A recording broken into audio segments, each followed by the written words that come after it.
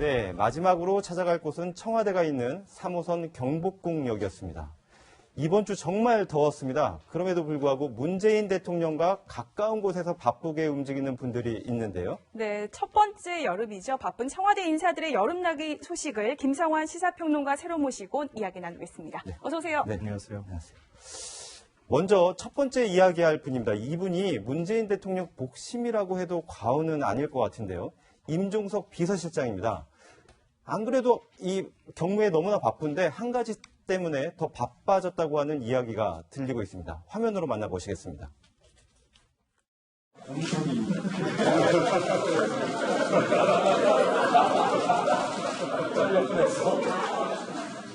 아니, 이 자리를 넘보는 분들이 많았어요. 잠시 안 계십니까? 네.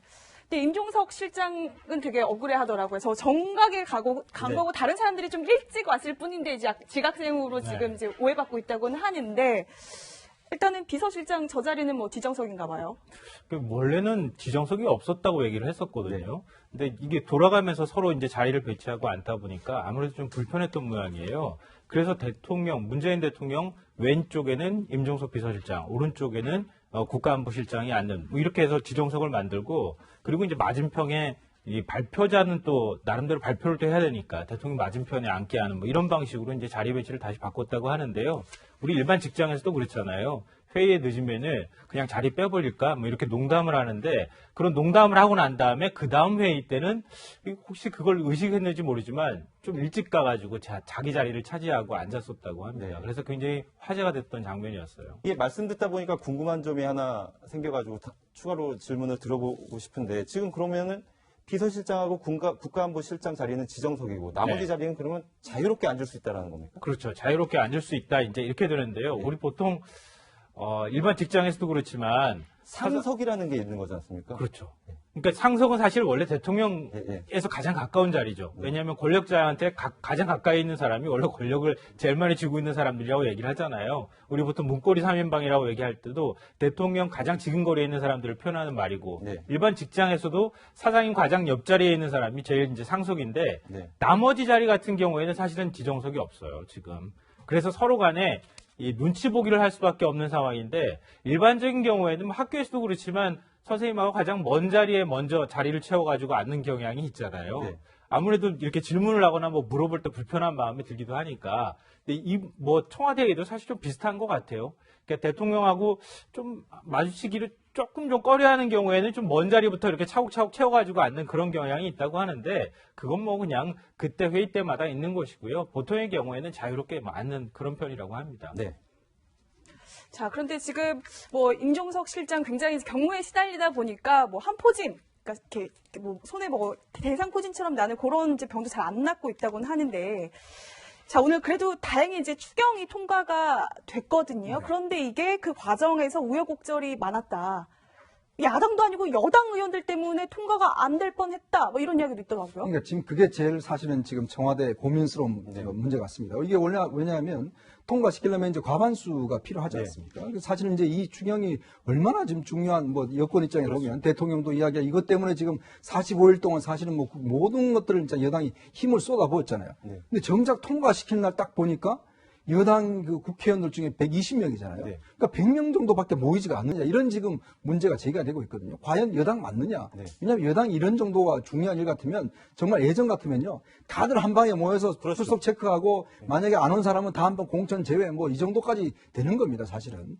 근데 지금 내용을 보니까 외국에 가 있는 의원들이 꽤 많아요. 네. 다들 지금 외국에 가 있고 뭐 안민석 의원은 지금 최순실 재산 잡느라고 지금 독일에 가 있고 네. 또 모 의원 같은 경우는 아들 이 면회를 갔더라고. 군대에 있는 아들 면회를 가고 또 모 의원은 지역구 행사에 가고 뭐 이런 식으로 해서 다 빠져버린 것이죠. 자, 그런 걸로 보면 사실 제가 볼 때는 그동안 뭐 야당이 발목 잡는다 어쩐다 뭐 이야기를 많이 했지만 실제로 여당 내의 결속력 여당이 얼마만큼 지금 뭔가 국정 목표에 대해서 힘을 모으고 있는가. 이게 사실 걱정인 거리입니다. 그러니까 사실은 이제 임종석 실장도 보면 오늘 이런 문제 때문에 통과시키긴 했지만 만약 앞으로도 이렇게 여당 의원들이 모래알 같이 이제 뭉치지 않는다라면 이건 사실 어떤 면에서 보면 오늘 자유한국당이 없었으면 20을 통과 못했어요. 네. 그러고 나면 이거 도대체 누구한테 또 책임이 돌아갑니까? 네. 이게 상당히 오늘 같은 경우는 여당이 통과시켜놓고도 상당히 깨름직한 측면이 있는 것 같습니다. 말씀 들으면서 저도 좀 생각이 난 게 과거에 보면 추가 경정 예산안을 통과시킬 때 보면 정부와 여당이 똘똘 뭉쳐있고 특히 여당은 전원 다 자리를 잡고선 그 통과시키려고 하는 노력을 보여주거든요. 근데 사실 이번 추경의 의미는 일자리 추경 아닙니까? 그 일자리는 문재인 대통령이 굉장히 중요하게 추진하는 과제인데 여당에서 대통령을 너무 뒷받침을 못하는 거 아니냐라는 그런 지적이 나올 수 있을 것 같아요. 두 가지 측면이 있는 것 같아요. 첫째는 지금 말씀하신 대로 지금 당청 간의 관계가, 그러니까 문재인 대통령과 추미애 대표의 관계가 이른바 찰떡궁합 관계가 아니라는 거죠. 근데 그런 부분들이 이러한 민주당 의원들을 일사불란하게 이렇게 이 본회의장에 직결시키는 이런 부분에서 좀 약한 모습, 분열된 모습을 보이지 않았나 하는 그런 부분이 하나가 있고, 두 번째는 이게 과거 같으면 이제 어떤 상당한 그 야권과의 대결 구도 속에서 딱 있었기 때문에 이게 이제 딱 결속이 됐는데, 이번 같은 경우는 보면 야당 의원들 예를 들면 국민의당 김동철 의원 원내대표도 마찬가지고 민주당 의원들 여러 명도 이제 자유한국당까지 같이 해서 이번 추경이 통과가 되는구나, 자유한국당이 들어오는구나, 이렇게 이제 판단을 하고 어디 중요한 약속 있다 하고 나가고 이런 경우들이 발생을 했던 거예요, 이번에.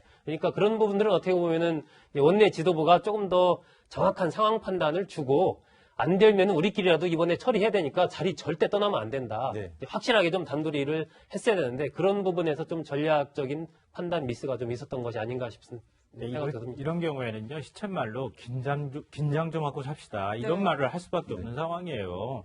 그러니까 지금 문재인 대통령이 추진하고자 하는 정책들이 계속 이렇게 시간이 지연되고 있잖아요. 정부조직법도 늦게 통과되고, 그다음에 추경도 지금 45일 만에 통과되는 이런 상황인데, 이럴 때 여당 의원들이 정말 절박감을 가져야 되는 상황인데, 지금 20명 정도가 이제 해외에 나가 있다는 이런 얘기가 나오고, 결국 장관 겸직하는 의원들까지 다 전부 총동원하고, 한일 의원연맹 참석하겠다고 일본 갔던 의원까지 막 긴급 호출해가지고 불러들이는 이런 사태까지 지금 만들어 놓은 것은 굉장히 좀 볼썽사납다. 국민들이 보기에 이건 좀 이해가 안 되는 상황이다, 이렇게 볼 수 있고요. 이게 좀 가장 근본적인 원인은 표 계산을 한 거예요, 제가 보니까. 네. 그리고 우현식 원내대표가 오늘 아침까지도 그렇게 얘기한 거죠. 바른정당하고 국민의당만 같이 우리 표결에 참석하면은 세 당만 합쳐도 벌써 180석이나 되는 상황이니까 대충 몇 명 빠져도 괜찮겠지. 이렇게 긴장을 늦추고 막상 이제 본회 표결에 딱 들어가고 나니까 민주당만 의원들이 훅 빠져버린 거예요. 네. 이런 상황이 나오는 이것 자체가 굉장히 좀 창피스러운 일이다. 진짜 여당으로서 앞으로는 의원들이 이제는 뭔가 바쁜 일이 있거나 이렇더라도 중요한 일이 있으면은 진짜 전원 한 명도 빠지지 않고 대기하는 이런 정신을 먼저 보여줘야지 야당들도 여기에 동의하지 않겠습니까? 네. 이번 정말 반성해야 될 문제라고 저는 생각합니다. 근데 사실 이제 문재인 대통령이 이 추경 처리를 얼마나 의지를 갖고 했냐면, 꽉 막힌 전국을 풀기 위해 임종석 비서실장을 추미애 대표 대신해서 이제 국민의당에 이제 사과를 하게 이제 보내기까지 했었잖아요. 그래서 임종석 실장과 추미애 대표의 좀 애매한 사이에 대해서 계속 이야기가 나왔었는데, 그 이후에 청와대에서 만났던 모습을 한번 보실까요? 네. 매미. 중국에서 나도 매미. 걱정 마세요. 제가 지켜드릴게요. 이거는 죽여야 되는 거죠?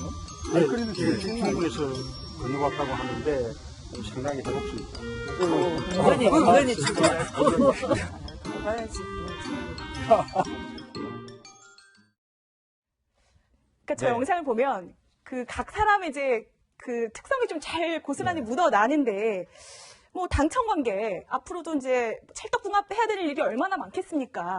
근데 어떻게 보세요? 저 때는 좀 분위기는 좋아 그러니까 보이지만. 참 이게 보면 재미있는 장면이 이 어떤 본인의 성격적인 특성들이 나타난 것 같아요. 이 추미애 대표를 보면 이게 매미가 나타나니까 이거 밟았어야지 왜 안 밟냐고. 사실 제일 좋으면서 여성이 좀 이제 무서워해야 되는데 오히려 저하고 또 제일 무서운 사람이 임종석 실장입니다. 네. 보니까 화들짝 놀라서 또 뒤로 넘어가고, 장하성 실장은 또 이거 내가 지켜드리겠다 이런 모습 보이는데, 사실 지금 이 3자 관계가 묘하게 지금 저 상황과 일치되는 측면이 있는 것 같아요. 사실 추미애 대표가 보면 계속 강성으로 지금 뭔가 야당에서 공격을 하고 지금 앞장서고 있는 반면에, 임종석 실장은 뭔가 좀 주춤거리고 뒤에서 지금 뭔가 좀 해결을 하려고 하는 상황 아니겠습니까? 또 장하성 실장은 또 나름대로 그 중간에서 뭔가 분위기를 좀 풀어보려고 네네. 지금 장 실장이 모든 회의의 분위기 메이커로 활동을 하고 있어요. 그러니까 저런 매미 하나를 두고 벌이는 여러 가지 특성들이 보면 지금 또 이 당청 관계, 이 내부적인 그 상황의 그 역할들이 아주 뚜렷하게 좀 나타나는 장면 같습니다. 네. 그러니까 이게 대리사과를 하고 난 다음에 임종석 비서실장하고 추미애 대표하고 사이가 좀 사실 벌어진 것도 맞거든요. 그래서 네. 좀 불편하잖아요. 그러니까 어쩌면은 추미애 대표가 저거 매매 그냥 밟아야지 이렇게 얘기한 거는 그 밟히는 대상이 임종석 실장일 수도 있었다. 네. 그러니까 임 실장은 앞으로 또 한 번 이렇게 대리사과하면은 진짜 밟힐 수도 있는 상황이다. 우리 이제 집에서 그런 경우 있잖아요. 보통 이제 그 여성들이 먼저 집에 바퀴벌레 나타나면 막 소리 지르고 막 도망 들어가잖아요. 거꾸로 된 집도 있어요. 네. 남자들이 도망 들어가고 여자들이 가가지고 푹 밟거나 잡는 집들도 있거든요. 지금 이제 민주당 상황하고 청와대가 좀 비슷한 상황일 수도 있다. 그러니까 추미애 대표가 이번 한 번만 내가 좀 참아주지만 다음번에는 그럴 수 있어라는 거 오히려 더 많이 과시하기 위해서 그냥 화끈하게 얘기한 거 아닌가 그런 생각도 좀 들어요. 저도. 사실은 추미애 대표는 이제 임종석 실장을 겨냥을 했지만 여러 가지 부분들이 이제 문재인 대통령한테 이야기를 하는 거죠, 사실은. 예, 문재인 대통령한테 직접 말을 못하니까 이제 비서실장을 상대로 해서 전에 이제 김무성 대표가 대표할 때도 박근혜 대통령한테 사실은 말하는 것을 박근혜 대통령을 안 하고 김기춘 비서실장을 겨냥해서 어떤 비판을 한다 이렇게 했지 않습니까? 네. 지금도 똑같은 상황이에요. 사실은 추미애 대표는 대선 때 이번 대선에 정권 창출의 1등 공신은 당인데 당이 중심이 돼서 했는데 그러면 대표를 바라보는 당의 많은 사람들이 뭔가 이제 이 좀 한 자리 진출할 수 있는 그런 걸 바라보고 있는데 추미애 대표가 아무런 할 수 있는 지금 힘이 없는 것이거든요. 청와대에서 그걸 인정을 안 하니까. 그러니까 사실은 추 대표로서는 문 대통령이 조금 그 길을 좀 열어줬으면 좋겠다라는 그런 생각을 항상 가지고 있고 엊그제 그 5당 대표 만났을 때도 마찬가지로 추 대표가 그런 얘기를 사실은 문 대표한테 한 것이죠. 네. 어쨌든 임종석 비서실장 이 한포진이라는 피부질환까지 네. 지금 앓고 있다고 하는데 우여곡절 끝에 추가 경정 예산안이 통과돼서 한시름 놓은 것 같습니다. 다음 분 아마 정말 바쁜 여름을 보내고 있는 분입니다. 영상으로 만나보겠습니다. 반갑습니다, 어머니. 아이고, 어머니에서 잘해주셔서 우리 농업회원들이가 내가 그랬어. 우리는 농악 회원들이에요. 네, 우리 이쪽에 사시고 저쪽에 사시고. 예, 고마워요. 네. 야간 받았어요? 하나 받았어? 근데 이걸 손에 뭉쳐가지고 못 쓰겠다. 뭉쳐도 하여튼 그걸 나중에 뽀송뽀송해 그냥 할 일이고. 그러니까 넣을 때 일단 안 사람이 잘 해야 또 집이 또 일어나니까 이렇게 할 때가 안 사람. 저희가 이 정치인들 또는 정치인의 부인들 하는 말을 보면 평소에 언어 습관이 그대로 들어왔는데 상당히 친서민적이고 친근한 그런 발언 아닙니까? 제가 참 거듭 느끼는 거지만 우리 문재인 대통령 결혼하는 정말 잘하셨다. 이런 생각이 좀 드는 게 김정숙 여사가 저도 이제 사실 수해 현장에 취재를 많이 가보면 김정숙 여사 어제 하는 모습 있잖아요. 저거는 사실 익숙하지 않은 사람은 못하는 모습이에요. 일을 해본 사람이 하는 그런 장면입니다. 왜냐하면 뭐 빤다든지 씻는다 이런 게 보면 뭔가 손에 익은 모습이잖아요.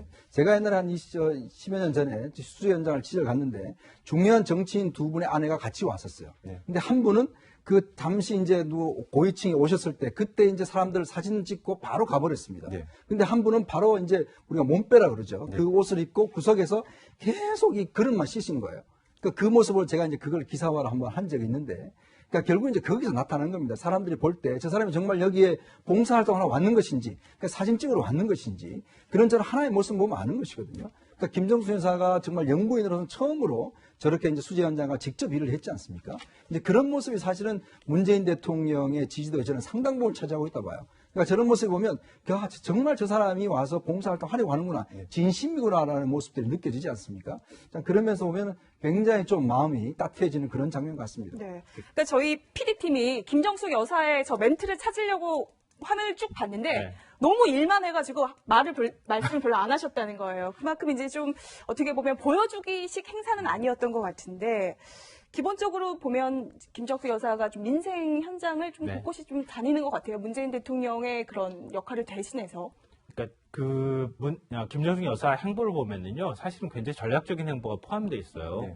그러니까 지금 호남을 가는 행보를 보면은 국민의당하고 굉장히 관계가 틀어졌을 때 주로 이제 호남을 간다던가 이런 식의 어떤 전략적인 것들도 포함되어 있고, 이번에 수해 현장 방문하는 것도 사실 어느 정도 국민들한테 보여줄 그런 목적도 있었겠죠. 근데 가가지고 하는 모습들을 보면은 이거는 그런 진정성이 없이는 저런 행동들이 나올 수 없구나라는 거를 국민들은 그냥 느낌으로 아는 거예요. 이걸 굳이 한다고 해서 되는 게 아닌데요.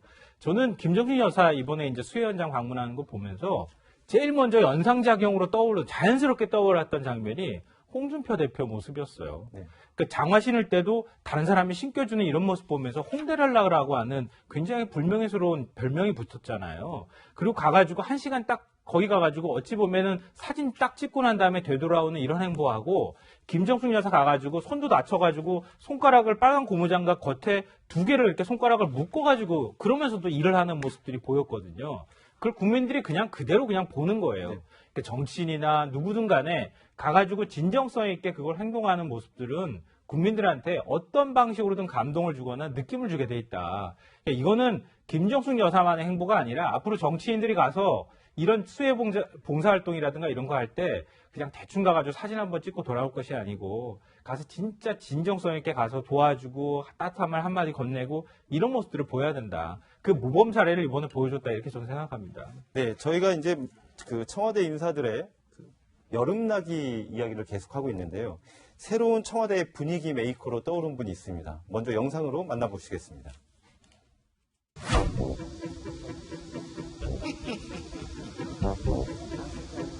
대통령님 이렇게 하실 때 마치 빼는 것 같은 그런 사진 한번. 많잖아요, 공개가. 아니, 그거는 제 가족을 지키기 위해서.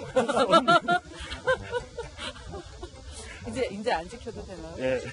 그래서 무슨 일을 하더라도 제 남편이 믿어주는데요. 근데 그냥 빼는 정도가 아니라 한사코 빼는 모습 보셨습니까?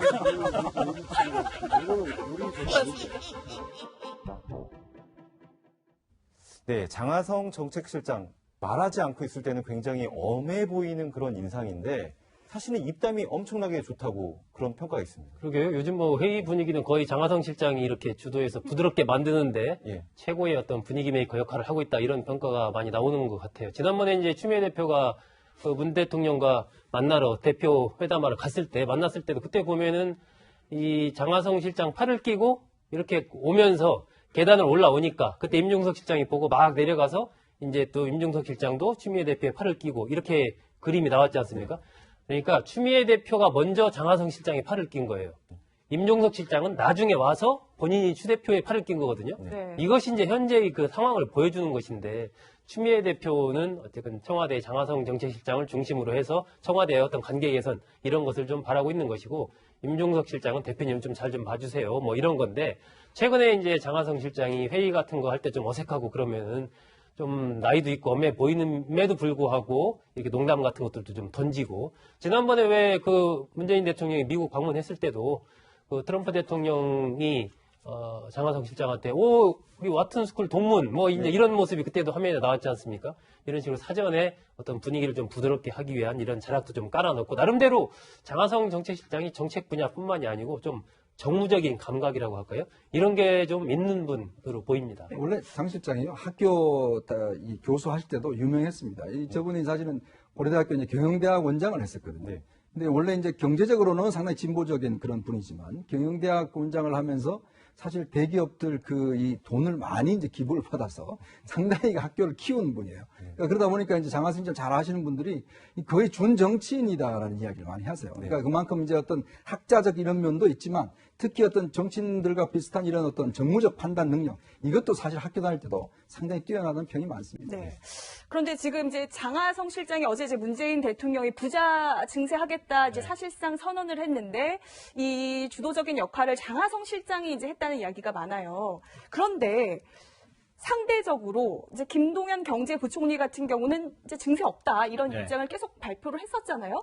그러니까 이 관료가 어떻게 보면 조금 그 김동연 부총리가 소홀당하고 있는 거 아니냐. 장하성 실장이 중심으로 한 청와대 중심으로 나가면서 이런 지적이 나오더라고요. 이게 해석이 두 가지로 엇갈리는 것 같아요. 그러니까 초기에는 김동연 부총리가 원래는 이제 증세는 없다 이렇게 얘기를 했었는데 그게 결국은 이제 민주당 쪽에서부터 뒤집혀지기 시작해서 청와대까지 넘어와서 문재인 대통령이 뭐 바로 이제 얘기를 했잖아요. 초대기업이라든가 초고소득자의 경우에는 증세를 하겠다 이런 식으로 이제 결국은 여기에 따라가는 모양새를 취했는데 제가 볼 때는 오히려 장하성 정책실장을 중심으로 해서 뭔가 그림을 짠 거 아닌가 하는 느낌도 받아요. 네. 그러니까 처음에는 뭔가 삐걱대는 모습을 보이는 것 같았는데 실제로는 이거 원래 문재인 대통령이 먼저 주도를 하면은 굉장히 큰 논란이 될 수 있으니까 차라리 김동연 경제부총리는 안 하는 것처럼 하지만 나중에 가가지고는 결국 이 청와대가 뒤따라가는 모습처럼 뭔가 그림을 만들자고 했을 가능성이 있고 그 중심에 장하성 정책실장이 있었던 거 아닌가 그런 생각이 좀 들어요. 그러니까 어거지로 막 이렇게 억지로 갈등이 생겼다기보다는 약간의 불협화음을 만들어 나가는 방식으로 이 청와대 모양도 살리고 민주당의 모양도 만드는 뭐 이런 식의 어떤 작전을 만든 거 아닌가 싶은 생각이 청와대와 민주당의 모양은 만들어줬는데 저렇게 보면은 내각은 힘 빠지는 거 아닙니까? 그렇죠. 아무래도 이제 경제 중심이라는 것이 특히 이번 내각 같은 경우에 정치인들을 제외하고 좀 내각 장관들 중 목소리 높일 만한 사람이 별로 안 보입니다. 네. 사실 어떤 면에서 보면 강경화 외교장관도 그렇고 이제 내각 자체가 조금 약체 내각이라는 평가가 좀 있습니다. 청와대가 좀 강한 이라는 평가가 있고 그러다 보니까 결국 정책의 중심이 원래 이제 문재인 대통령 생각은 청와대는 이제 참모 기능이다라고 이야기를 했는데 결론적으로 청와대가 이제는 참모와 기능과 결국 결정 기능 쪽으로 다 옮아가는 거 아니냐. 내각이 약하다 보니까 내각 중에서도 일부 정치인 장관들은 말을 하지만 실제로 경제정책, 외교정책 이거 다 지금 뭐 청와대 중심으로 결정되는 거 아닌가 이런 우려도 있거든요. 이게 아마 예전 정부와 또 비슷하게 닮아가는 거 아닌가라는 좀 그런 우려도 솔직히 있습니다. 네, 지금까지 이 뜨거운 여름을 바쁘게 살고 있는 청와대 인사 3명에 대한 이야기를 나눠봤습니다. 고맙습니다. 고맙습니다. 네.